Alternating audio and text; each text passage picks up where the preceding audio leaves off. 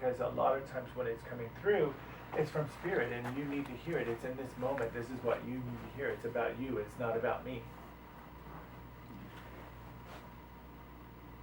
Because it's in this moment where you are of the understanding.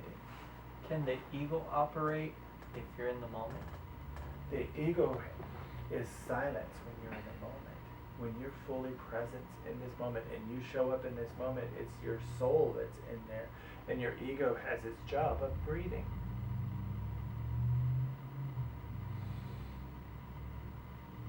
And that's the part that people get lost in a lot of times. It's like, well,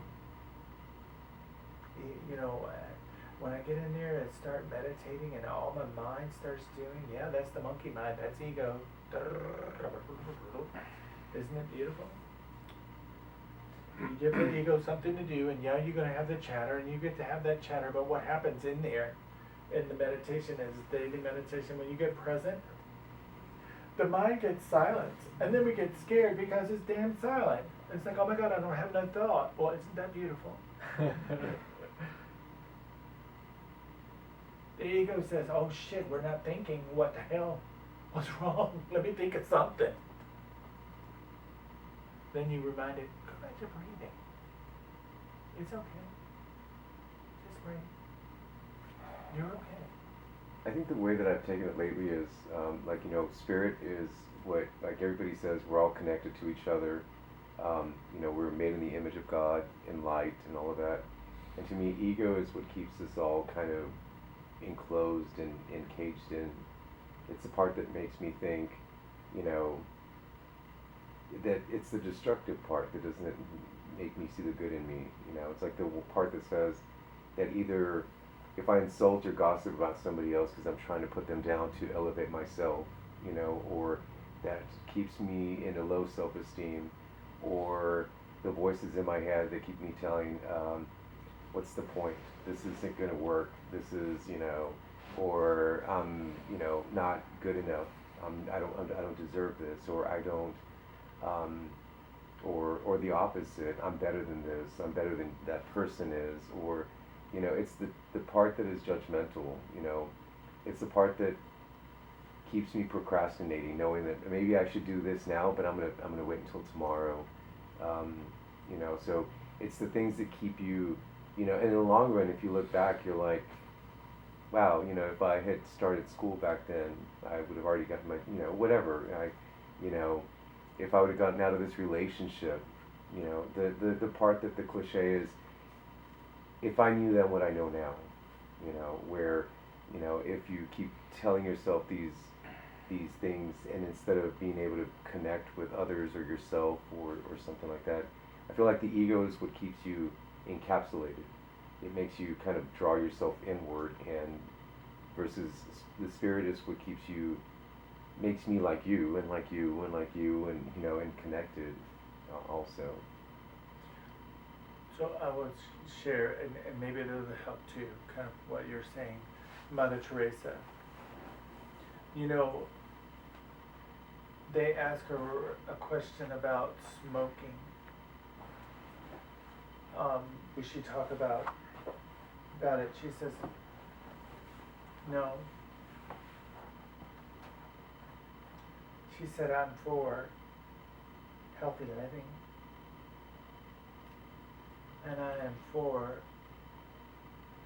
people finding their path. Soul says, or higher consciousness says, I'm for something. Ego says, I'm against it. Ego will tell you everything you're against. But the soul will say, wow, I am for, this is what I'm up for. People say, well, Shannon, aren't you're against, Black lives or this and that. I'm saying, no, I'm not against any of that. I am for love and compassion. I want people to have beautiful and compassionate being, or they have that beautiful thought process. But the moment I go, oh my God, I cannot believe they are out there protesting. That's ego.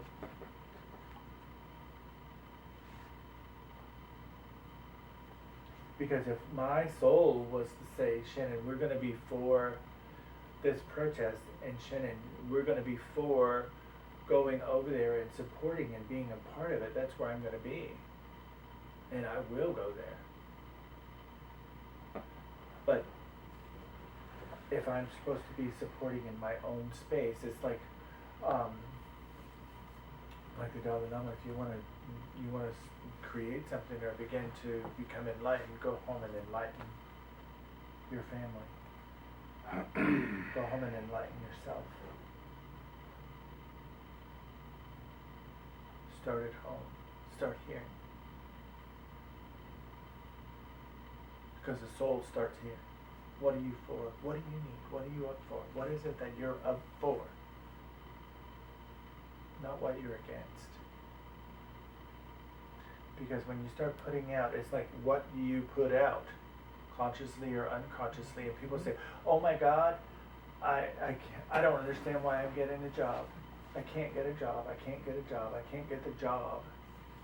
Because somewhere inside the ego is playing something in the subconscious levels of yourself that says, I'm not worthy of that job. I'm not good enough to have that job. I'm against that. But when we bring it to our consciousness and start dancing it with it and saying, well, I'm up for an amazing job that I can be me and be all that I am, man, things start showing up. Because you're not against it. You're not pushing against it. And if you listen to the self-dialogue, people will, oh my God, I have people that say, this last job I had was this and that, and this and that, and this and that. And it's like, how is it working for you? I want a relationship, but that son of a bitch that I lived with last time, oh my God. He did me this way and this way and this way. And said, wow. I really understand and I understand myself more through my last relationship, and I love myself more now, and I can be for this type of relationship with someone. A loving, compassionate relationship that I can be open and being a part of me, and I can be me. I don't have to be anybody else, and I don't have to change me. And we get lost in that space. Because ego says, oh my God, if I'm in a relationship, I have to be this submissive and I have to be this way and this way. No, I don't. I have to just be me. And if you want to dance with me, I'm here. But we're going to dance together. I'm going to love you the way I can love you, and I'm going to allow you to love me the way you can love me. I don't ask you to change any way, shape, or form. Because I see you. And I see your soul. Your soul is perfect. Your ego is the one that's dancing. It says, ooh, I can't do him. Because here's the red flags. And I guarantee you can pick out everything about somebody you get in a relationship. Ego starts coming, I don't like the way his nose is. I don't like the way this is. I don't like the way his butt shaped. I don't know. Or he's 25, what can I do with that? Yeah. 25,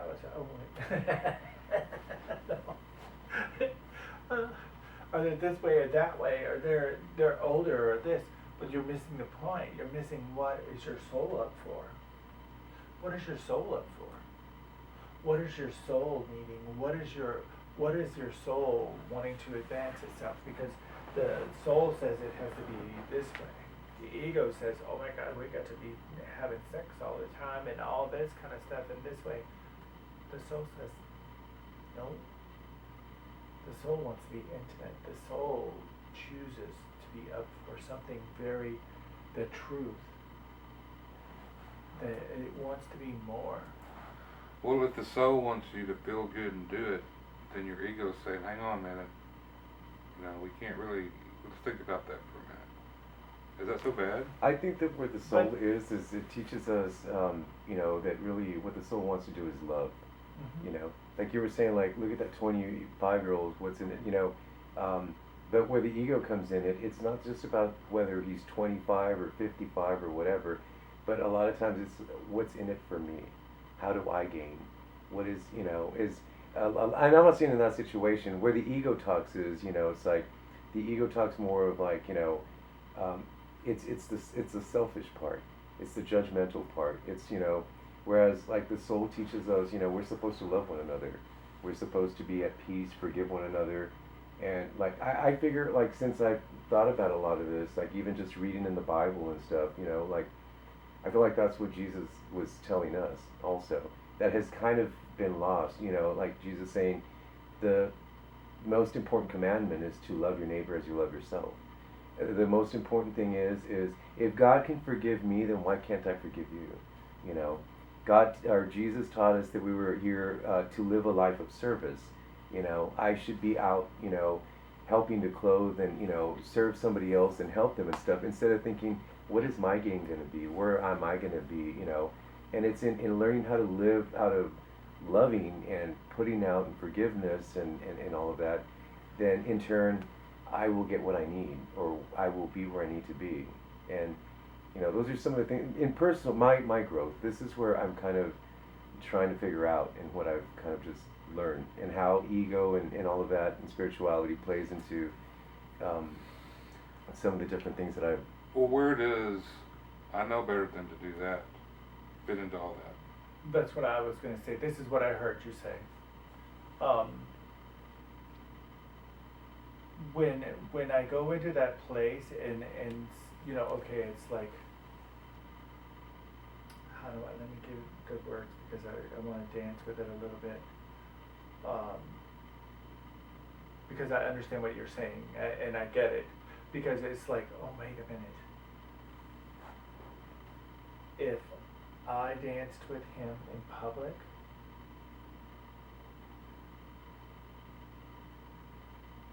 ego says, oh my God, we're not going to be safe. We won't be safe because public society says it's not safe.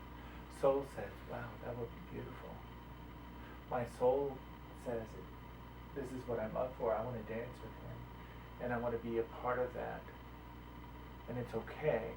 But because society has told us, and our ego says, wow, it's not safe. Okay? That something will happen to us. And so if you're up for something and you're for something,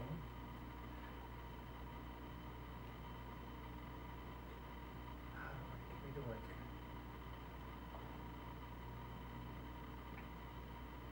So like it, like my guides are saying, like when if we withhold from ourselves. Okay, let's say that. It's being out of integrity with ourselves and our soul. Being in our soul. Let's look at our soul. Our soul says we're not going to lie, cheat, steal, withhold, any of those things. Because if we do, when we're out of integrity and we withhold a love from ourselves and we withhold ourselves from ourselves because we can't be ourselves, because it's not safe. Ego says it's not safe to be us. It's not safe because if we do, the other person over there, the people that we love won't love us back.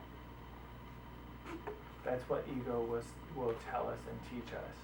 Because society has said that, and through our teachings, and it's like Buddha says, Buddha came and through the enlightenment, because Buddha was tempted by all of these things, and ego come and dance the dance with Buddha, and Buddha sat with it and just looked at it and been the observer, because the ego will tell us exactly what we really need in our lives.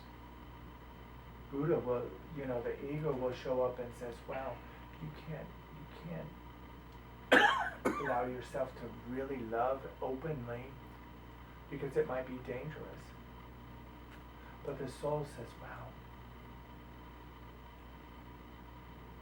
you have to remember you're eternal. You have to remember that you're more than this denseness. And you can love, and it's okay to be you. And you don't have to force your belief system on him. I don't need you to approve of me. I just need you to love me, and I'm going to allow you to love me the way you can. And I'm going to love you. But this is a part of me. This is who I am. You know, I'm loving you. I'm loving you where you are. And you're gonna understand to love me the way I am. But I'm in a relationship with somebody somewhere, and you can have a heterosexual relationship, and the people around you be like, how the hell are you with that hoe? You know, why are you with that? Why are you with them? They just acting out, and they're this and that. It don't matter if it's a guy or a girl. If somebody don't like who you're with, they're going to try to force your belief system, because you know what happens really is what is happening is they're afraid you're going to leave them. That you're not going to love them anymore. That's the real truth. It has nothing to do with that person that you're with. It's that person's like going, oh, I'm jealous of that relationship.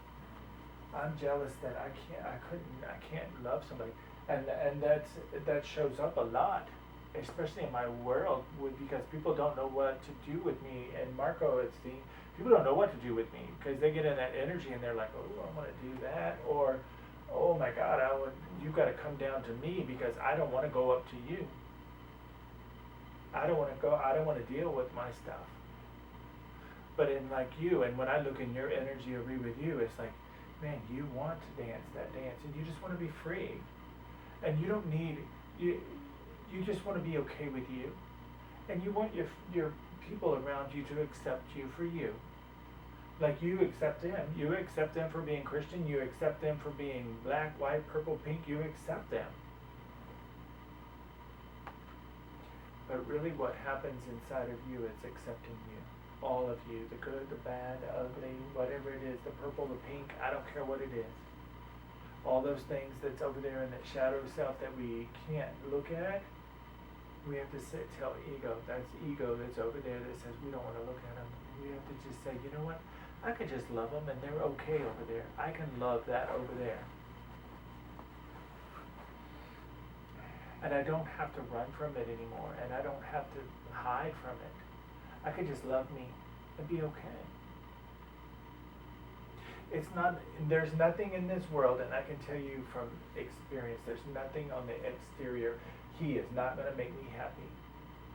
He would not make me happy. I don't care what you do. I don't care if 15 million relationships that you go into. He's not, something exterior is not going to, it's going to come here first. Mm-hmm. And when you accept here and you love ego and you say, ego, I'm going to love you. I hear you. I get you. I know you're afraid. I know you feel unsafe. I know it.